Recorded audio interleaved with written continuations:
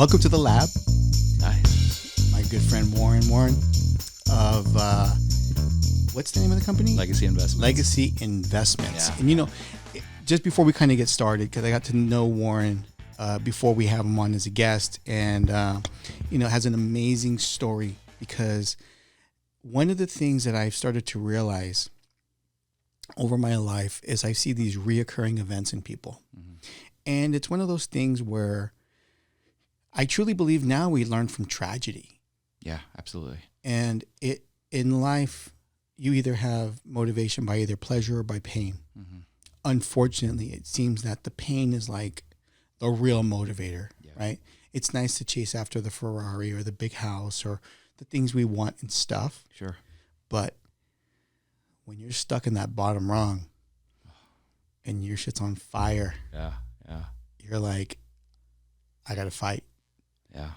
So after I've gotten to know you and to hear your story, one of the things about the lab is about the ingredients that people put together in order them to overcome, persevere, succeed, and all of the things that get us to where we're going in life. And so you're one of the guys I'd love to find out more about those ingredients. Thanks, Anthony. Thanks for having me. So, and the other thing is my selfish thing is I keep this for my kids. Oh, same. I'd love it. I love it. Yeah. Because I've always, I don't know about you, but I've always found whenever I give my kids advice about certain things, it's hard for them to take it because it's obviously coming from me. Yeah.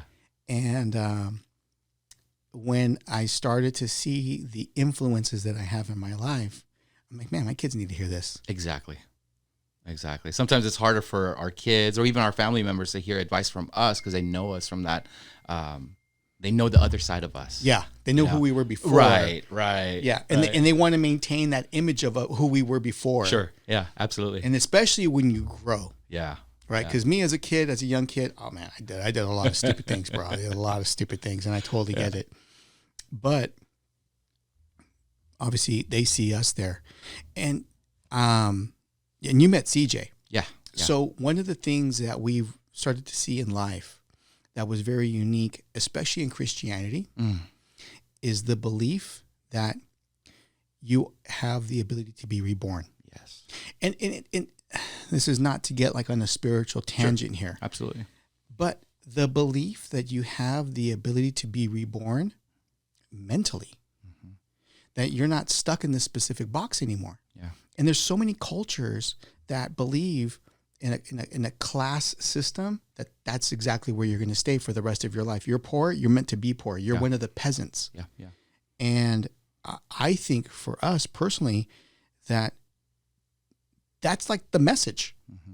Like that is it. Yeah. You have the ability to be reborn again. And you're not stuck in the past because now at this point, you know better. Yeah, absolutely. And that was my personal epiphany. Oh, man. Amen to that. Right? Yeah, absolutely. I mean, the word says, be no longer conformed to the patterns of this world, but be transformed by the renewing of the mind. And that's something that I take to heart every single day. I mean, I'm not a perfect guy. I'm constantly renewing my mind. And it's a really good thing that you brought this up about the kids, right? And I really want to leave something towards my kids because, with my story and being addicted to crystal meth for so long, my two oldest ones, they used to visit me in jail. I mean, I was incarcerated. I mean, I didn't do major time, right? I didn't do years. No, but you were doing things. But I was doing time. So let's talk about your story. So where'd you grow up? So I grew up in the Inland Empire, just east of downtown Los Angeles, not too far from here, about 2 hours here north of San Diego. Are you an 80s baby? I am an 80s baby. Yeah, I was born in 84. Yeah. So that's where you got all that's where the hood was kind of moving to the east. Yes. Exactly. Yeah. Exactly. So I got into like the whole like hanging around with like the Asian gangs and I thought they were cool, but I was a little bit nerdy, so they never let me in. I used to love Acura Integras and the whole Fast and the Furious lifestyle, Right on. Yeah. So we didn't grow up poor, right? But we weren't definitely middle class either, right? So my parents were just hardworking people. And then at 17, my parents were very traditional. So at 17, you know what? I decided to join the Navy.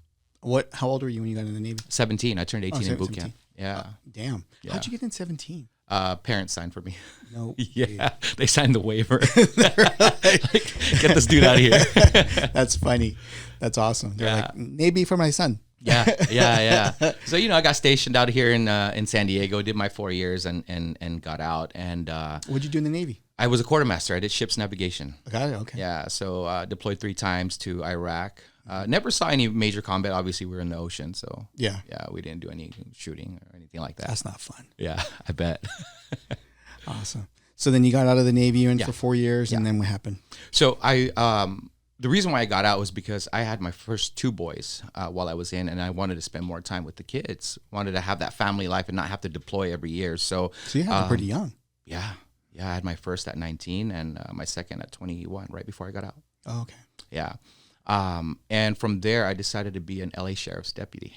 So I applied, I passed the exams and all that stuff, the background check, but it just didn't work out. It didn't work out. And this was now like 06, right? Okay. So like the height of the market. And I'm just sitting down one day watching, depressed. I'm already outside of I'm out of the Navy now. Yeah. Depressed. I'm like, dude, I got to do something with my life. And I watched this show called Flip This House. Was Johnny on it? No, it was what's his name? Armando Montalongo. Oh, okay. Yeah, he was from San Antonio, and him and his wife had a team, and he made $35,000 on his first or one of his flips. I'm like, dude, I can do that too. Yeah. And so I decided to get into real estate. I started with investing, and then when the market shifted, foreclosures and everything, I shifted over to traditional real estate. Okay. And I did REOs. I sold homes. I was a buyer's agent, listing agent, and all that. Yeah. But back in 09, that's when tragedy hit. And that's when I went through my first divorce. I mean, it was bad.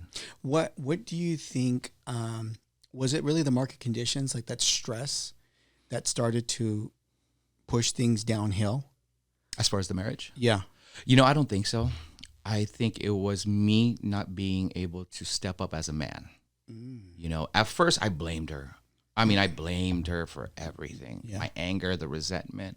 But as I got older, obviously we were both young. We got married young. We were high school sweethearts. But it was me not being able to be that masculine man that God designed me to be. And I got complacent. I gained a lot of weight. I shot up to almost 300 pounds. Wow. Yeah. And all I thought was just money, and that was it. Imbalanced. Exactly. I've been there. Yeah. Were you doing like 12-hour days? 12-hour days. That's what I was saying, because it's like, an indirect contribution when you're going through a market cycle like that, when it's so difficult, that our immediate old school reaction is to grind. Right. I'm going to work harder. Right. Nobody's going to outwork me. Right. I know the market's bad. I'm not going to work 8 hours. I'm going to work 10. I'm going to work 12. Yeah. I'll work 7 days a week. Right. Because the market was that hard. Yeah. So as it drew from us to do that workaholic mentality, what we weren't recognizing in result of that was the environment we were creating at home. Yeah. Absentee father, absentee husband. Yeah. How are you going to build a relationship? You can't have a relationship without activities. Exactly. And that's where I fell short. Yeah. But for years, I'm telling you, I never took responsibility for that. Never took responsibility for my own actions. I blamed her, which led into me going to partying and resorting to other things to fix my anger, fix my pain, fix the resentment that I had from being betrayed. It wasn't an easy divorce. There was, third parties involved, Yeah. And it was horrible. So I got into partying with drugs. I experimented with obviously weed, alcohol, but crystal meth was my thing because it just got me laser focused and I could just focus on work and business. And it was cheaper than cocaine. Got it. So then that happens. Now, it makes sense sometimes when I hear people's stories like this. These puzzle pieces is like, when you have this imbalance and then you start using a recreational drug in this case, it could be alcohol. Yeah, and it's just a way to detach. Yes, exactly. It's all it really is. It's just, I stopped drinking about 2.5 years ago. I was with Danny. Danny Morrell. Oh yeah, absolutely. So I was with Danny and we did this whole meditation thing, and after we finished, I was like, man, I'm done. Yeah. I stopped drinking alcohol. I even stopped drinking coffee the same day. Wow. Yeah, just random. But because of the meditation, he took us through some of those things about our family, our kids, the why, like why are we doing it? But the most important thing that really had a hard time to swallow was that when was the last time you were with you? Wow. Right? Yeah. Because when you wake up in the morning, you drink coffee because you can't deal with the fact that you're tired. Right. So now you have this crutch. And then not only is it a crutch, it becomes part of your daily routine. It's just what I do every morning. I make a cup of coffee. Yeah. And in reality, you've had it so much. There's not even a reaction from the caffeine. Yeah, You're just doing it from the pure routine. routine. Yeah. Yeah. And then you work a 10-hour day. You're tired. Talk to people all freaking day. The last thing you don't want to do is talk. Yeah, exactly. You know what I mean? You're like, you walk in the door and you're like, what's up? What's up? Leave me alone. Yeah. Then you get a beer, a glass of wine, and you plop in front of the TV and then detach. Because, obviously in our business, it is high stress. Yeah. Yeah. It just is. You got other people really relying on you for so much. Yeah. And you just want to detach. At that point, 10 o'clock rolls around, time for bed, wash, rinse, repeat. 8 days a week. 8 days a week. Yeah. 25 hours a week. And it becomes a vicious cycle too. Yeah. Before you know it, I mean, it's not as extreme, but these little things add up day by day, year by year. Yeah. Well, it's somebody told me the other day, a while ago, it was that that maintenance of that routine is much like running a marathon. Yeah. It's not like, you're this 28 miles, 26 miles. It's just another mile. Yeah.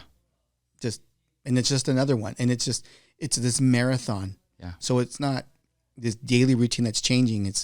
This is just how things are. And I'm just going to continue running this long race. Yeah.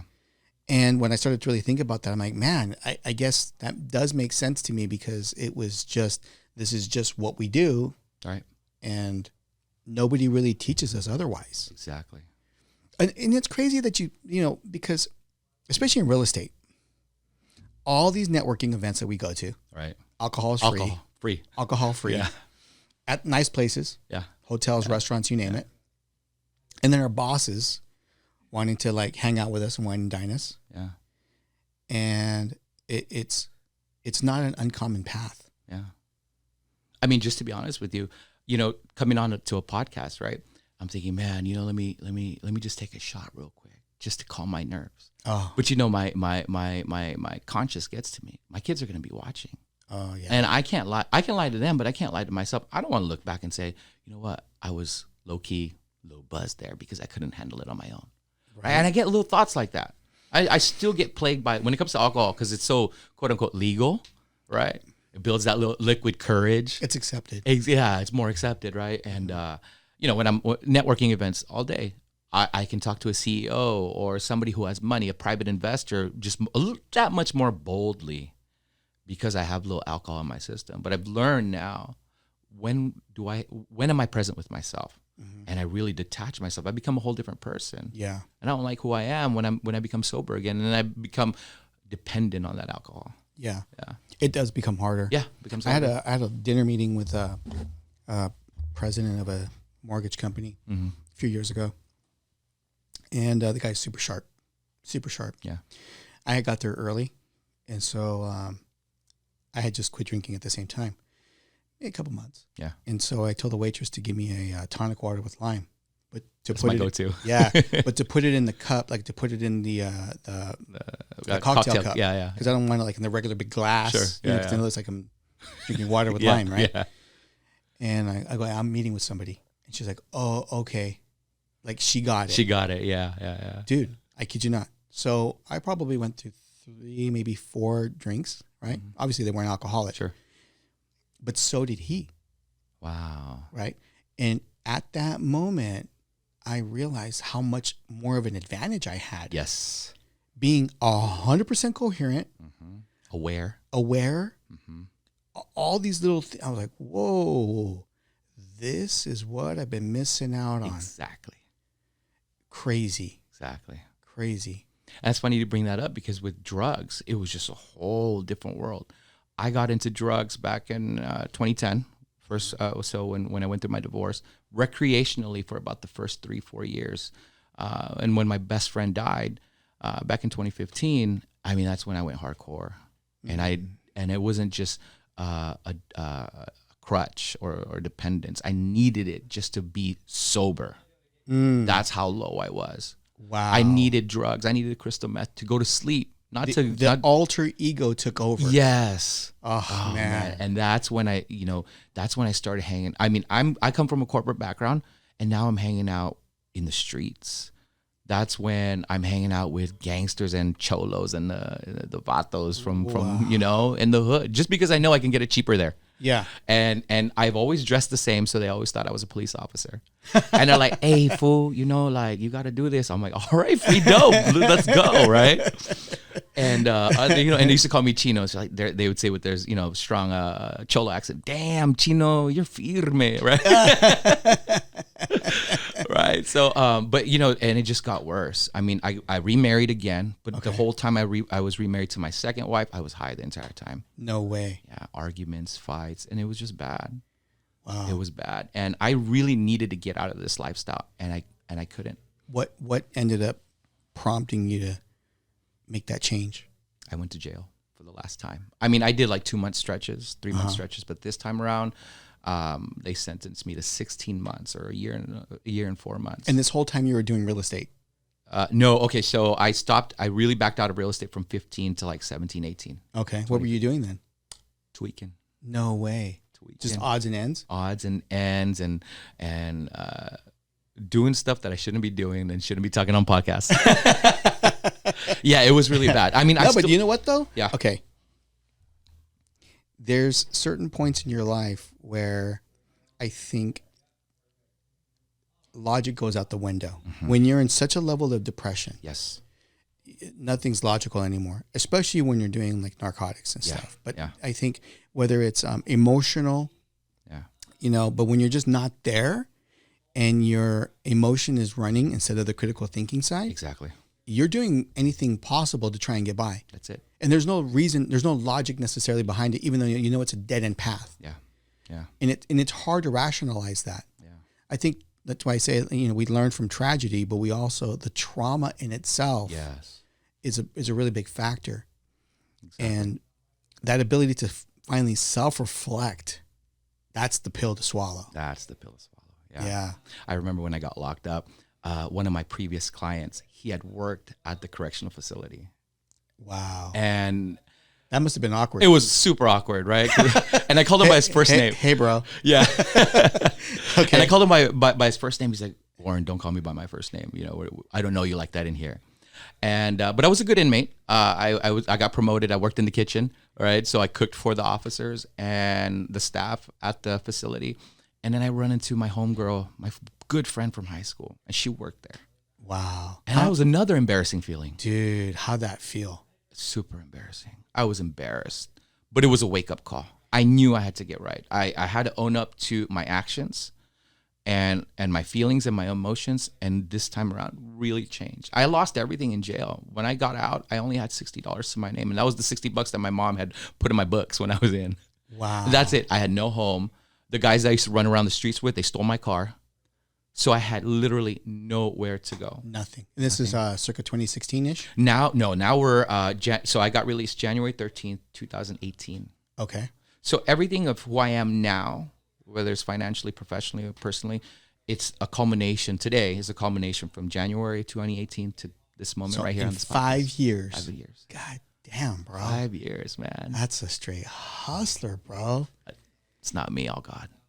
Yeah, man. $60. So from that point, I didn't want to live with my mom. So I Googled men's shelters, veteran shelters, right? Something, homeless shelters, something like that. And I found a recovery home in Chino, California. Okay. And so I got there and they're like, "Okay, you're going to be working and how we raise money, you're going to be selling candies on the streets." I'm like, "Oh, heck no, bro. No way. No way." Like, I was in real estate. People know me. I'm not going to be doing that, right? Yeah. You went from doing hundreds of $1,000 deals to all of a sudden, would you like to buy a chocolate for $1? Exactly. And so I'm like, dude, I can't do this, right? Let me find another one. So I found another one, the Ministry of Victory Outreach. And that's where I was at. I was in the home for 2 months. From there, I transitioned over to a sober living, halfway living home. And did that for another 2 months. And in around June of 2018, I hooked up with U.S. Vets, and they helped me get housing. Wow. Yeah. And then How was that whole transition? Because I mean, I recognize that when you finally go that cold turkey and you're like, I am done. Yeah. Like it's almost like disgusting. Yeah. Oh yeah. Right. The lifestyle and the drugs itself. Everything. You're like, what was I thinking? Yeah. It's crazy. Yeah. But that's like the rebirth in its sense. Yes. Right. Yes. Because had that not happened, the new you would not have emerged from that. Absolutely. That was the tragedy. Absolutely. That was it. Yeah. It's the rise of the phoenix. Yeah. I'm a firm believer that God makes beautiful things out of ashes. Firm believer. Yeah. So now, 2018, you're with the veterans groups. You're getting some housing now. Mm-hmm. What happens then? So I get a job. I'm truck driving.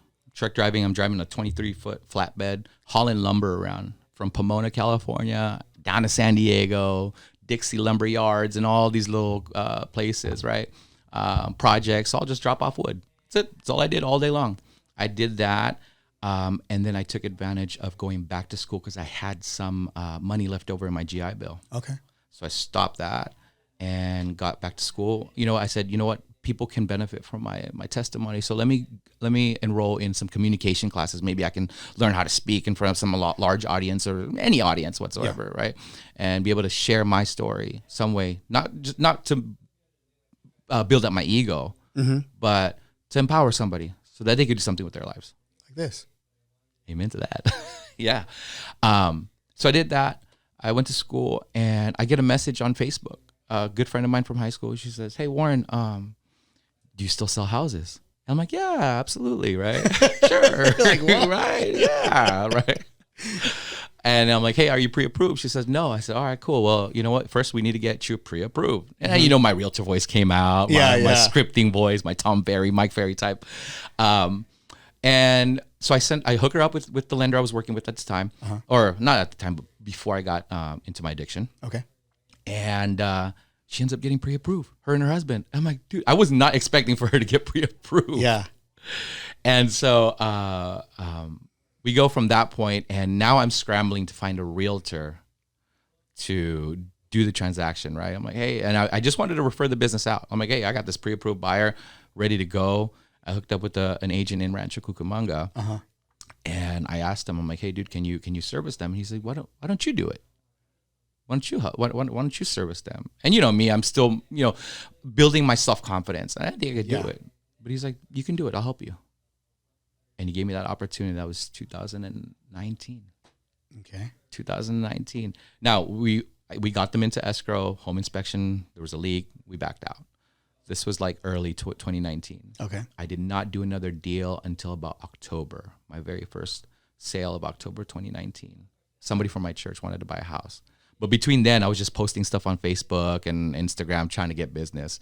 But my self-esteem and my self-worth at that time, I was just still trying to find myself. I'm walking around thinking, oh, I'm an ex-drug addict. Who am I to even be in this business? Like, you got all these people making millions of dollars or, just a bunch of transactions underneath their belt. I know I have experience, but that was a long time ago, right? Yeah. So it was very hard for me to build myself back up. 2019, I did I closed one deal in San Bernardino, and that was it.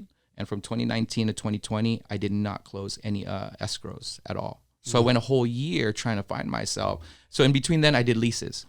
And then because of me being faithful in just simple little leases, I was able to expand my network within my reach in the Ministry of Victory Outreach. So I helped pastors find homes that they can rent and turn them into recovery homes, discipleship homes. And that's when it really dawned on me, like, I'm really doing something towards the ministry. I'm really helping change lives. I'm providing housing for people that were once in my situation, because I was in the men's home, in the recovery home. So COVID hit, and I still did the leases. And I sold my mom her investment property out in the Palm Springs area.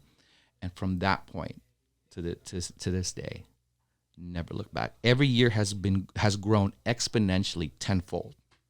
Tenfold. I was having lunch with my son the other day, and he's working on his real estate license. So he goes, "Papa, how much money do you make?" Right? And What'd you tell him? I said, "Look, are you talking about how much money I make, or the corporation that I manage makes?" That's a whole two different thing, right? Yeah. Two different things. So I said, look, How much is under management? Right now we have a total of 1, 2, 3, 4, 5, 6, 7 properties altogether. Okay. A culmination of, I believe, altogether like $5.5 million in assets. So yeah, 2.5 years later, $5.5 million now in management. In assets. Yeah. Sick. I gotta do an open house, physically do an open house tomorrow in Santa Monica for a $2 million condo. This is the same guy that was locked up in jail and had only $60 to my name. Right. I'm working with listing agents that are on, Selling Sunset and, all these big names on TV. I never thought, man. And to this day, actually, I still struggle with, what do they call that? Imposter syndrome. Yeah. I still struggle with that. Because only the previous you. Exactly. Mm-hmm. Exactly. Like, who am I, I'm rolling around in my old Mercedes Benz. Hey, it's a Benz, but it looks good. But still, I'm like, you got all these other people who at least on the outside, look better than me. The beautiful thing is you didn't forget what you knew. Yeah. But now you knew better. Yes. Which is completely different animal.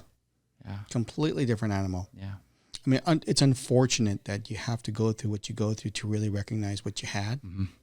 But on the opposite end, you really don't know what you have until you lost something. Exactly. Different. Yeah. Being broke did something to my spirit. Mm-hmm. And now I value time more than money now. Time is more important. I know how to budget now. If I can stretch $20 when I was in my addiction, imagine stretching $5 million, $10 million, spending it right. I always tell my kids ABSR. Like, what does that mean, Papa? It means act broke, stay rich. Mm-hmm. Be wise with your money. It's not about how much money that you make, but how you spend it. And it's not just what you started to do in your career side. Mm-hmm. Your relationship with your family changed. Yes, absolutely.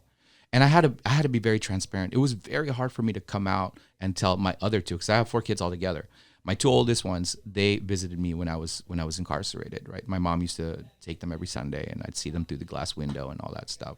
But my younger 2, my daughter and my youngest son, they didn't know. But I knew I had to tell them first, because I know that my story is going to change people's lives, but I want them to hear it from me first. Yeah. Before I tell the world. Yeah. And so it was hard to really break it to my daughter and my youngest son. But now they're very accepting. And I've learned to have those transparent conversations with my kids. I give them a lot of freedom. I say, look, you can do this and this. I'm not going to hold you back, but just be wise. Well, and like for yourself, though, because I saw you've also evolved on a personal level. Oh, yeah. Because now I see you running marathons. I never thought I'd be running marathons, dude. That's crazy. So you went from 300 pounds. Yeah. Super overweight. Yeah. Drug addicted. Mm-hmm. Now running marathons. So funny story. When I got locked up in 2017, I did the 8-month term, and I gained a lot of weight. Because obviously when you're doing drugs, you get skinny. I gained all the weight and I got sober. I got out, I'm truck driving, and I ballooned back up. Literally, it's like this full circle. Ballooned back up to where I was when my first wife divorced me. And this was 2019, right? And when I got back into real estate, I was still overweight. So 2020 comes around, church says, our church starts a fast. I do a fast. I'm doing the Daniel fast. I'm doing just no meat, no sugar, and I end up losing 25 pounds. I went vegan back in 2020, and I lost a lot of weight. Are you still vegan now? No. I'm mostly plant-based. I need my protein now because I do a lot of running. So I do, I'm learning how to manage my macros and all that stuff. That's a whole new world that I'm still trying to learn. Yeah. Yeah, so I was overweight 2020, but I lost a lot of weight. And once I lost the weight, I was more confident in at least jogging and running because I couldn't run a mile. I remember trying to run a mile. I couldn't. I was out of breath. But losing the weight really helped my confidence and really be able to push myself. In 2021 was really when the weight just fell off. Fell off. I went from almost 300 to 180, 185. That was my lowest. Now so from 300 to 185. 185. Yeah, now I'm hovering. Yeah, now I'm hovering between like 205, maybe even 210. Yeah. Yeah.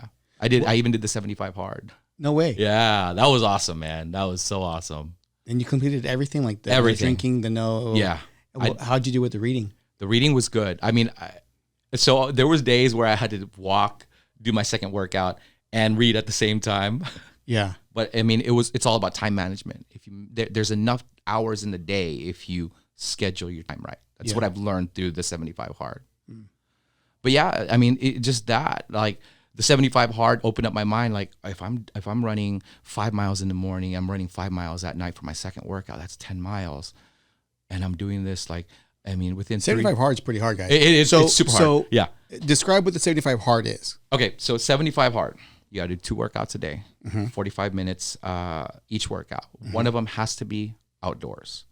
You got to drink a gallon a day of water, no alcohol, and you got to read 10 pages. I think I'm missing something. I think that's it. Yeah, but that's the core. Yeah, that's the core. But I've learned a lot about time management. I've learned a lot about consuming the right things and being structured. That really built a lot of my discipline. Yeah. So, and then from the working out, because you chose the path of running, what was it about running in particular that's what you gravitated to? So before, I really liked cycling. I was an avid cyclist, right? I'd put on my spandex and take a ride You just down. want to be in the spandex. Yeah.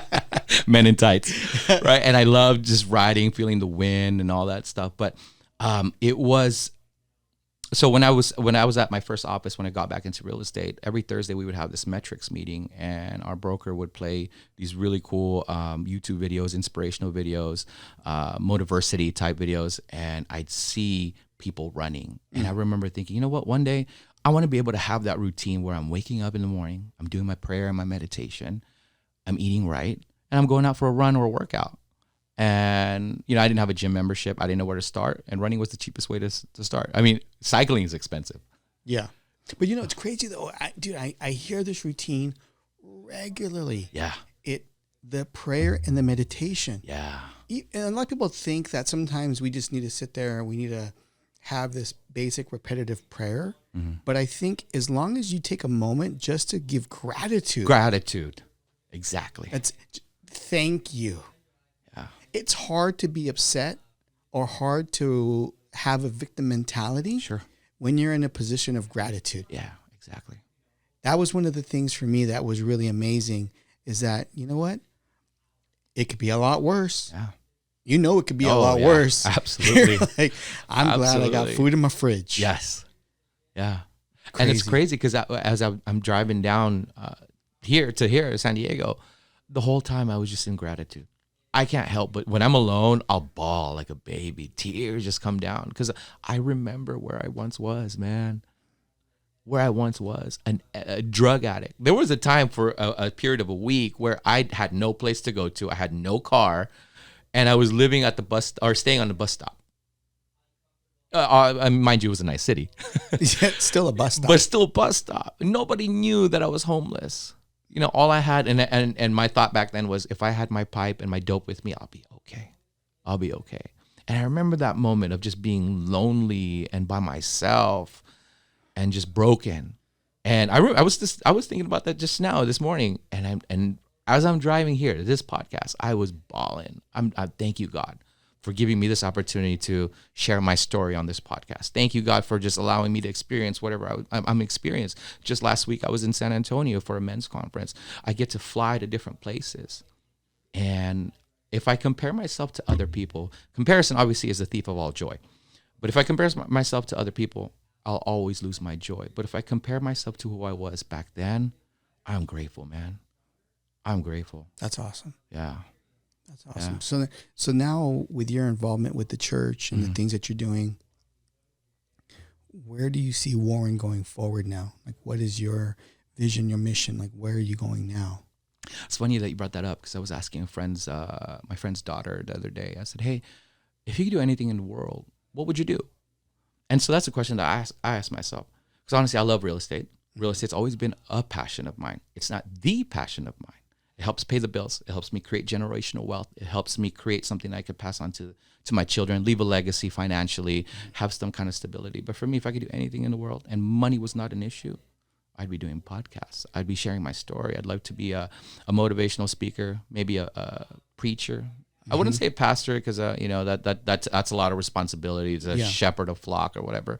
But I would love to just share my story and empower other people. That would make me feel like my story and my struggles were not in vain.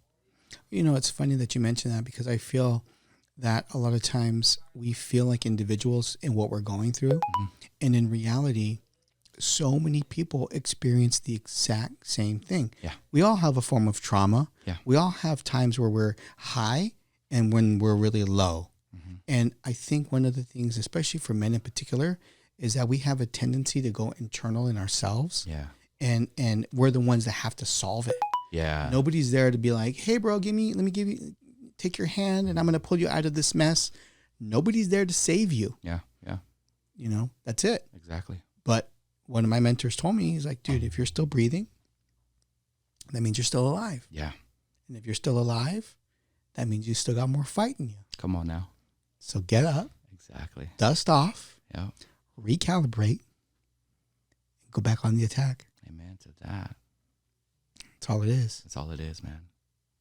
Yeah. So to answer your question, the next let's say next 5 years, I see myself having an established business where I can duplicate myself.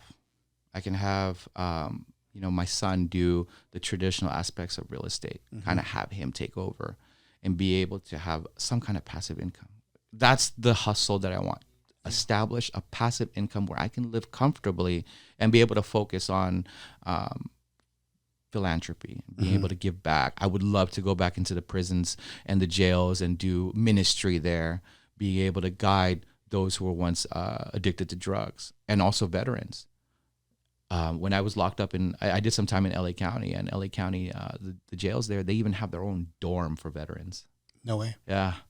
Yeah. So there's no like political program. You can hang out with any race that you want, right? Which is cool.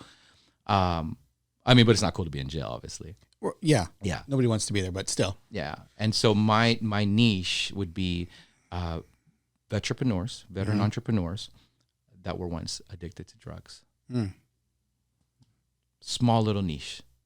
And it's crazy that you mentioned the veteran piece in particular, because I think it's such a tight-knit community in a sense, where it's very much like, I don't know, the easiest way to describe it is maybe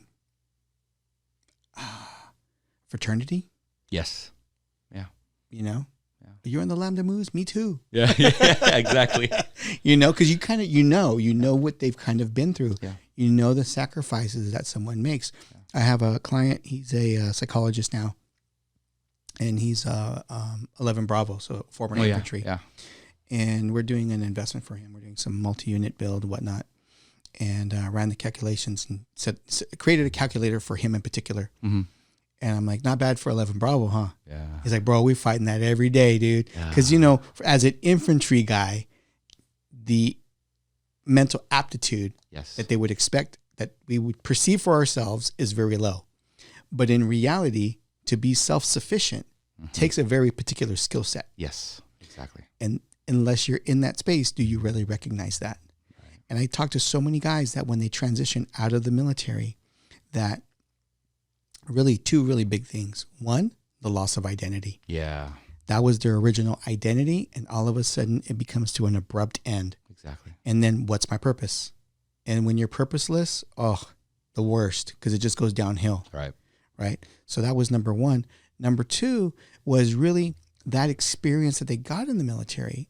I think that many times as veterans, we don't give enough weight to it. Mm-hmm. And we may say, I was an infantry guy and I was just in the woods as a grunt. Right. In reality, in the military, you learn SOPs, mm-hmm. standard operating procedures.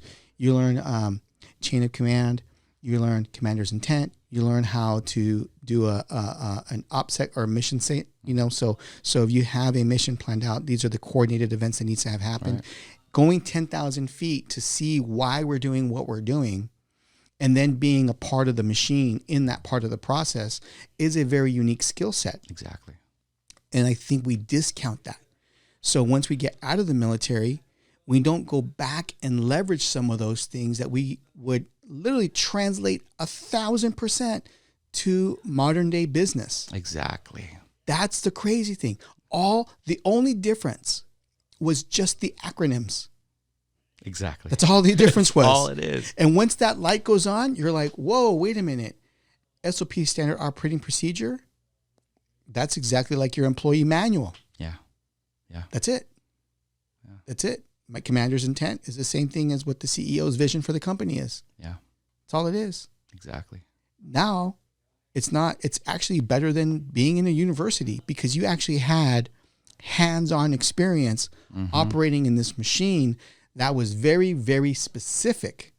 You get up at a certain time. Yep. You have to dress a certain way. You have specific forms you got to fill out, and it was expected for you to get it done. Yeah, it was the norm. It was the norm. Yeah, yeah, exactly. And that discipline.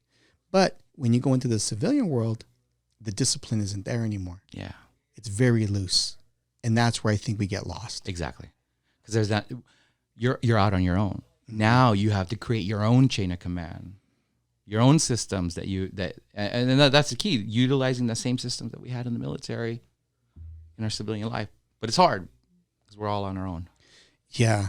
Self-reflection. Yeah, absolutely. It's really the biggest thing. Yeah. That's awesome, bro. I'm so proud of you just to hearing your story, from where you've had to just go through that dark part in life. Yeah. But it's so beautiful to see what comes out of that. Exactly. And I know for myself personally, I thank you because I know I don't take it for granted, especially the things that you're doing for other men and being a role model for these people. I think we need a lot more of that in this world. And thank you, brother, for coming on. I really appreciate you, man. Thanks for having me, man. Appreciate it. Every day. Thank you, brother. So, the lab.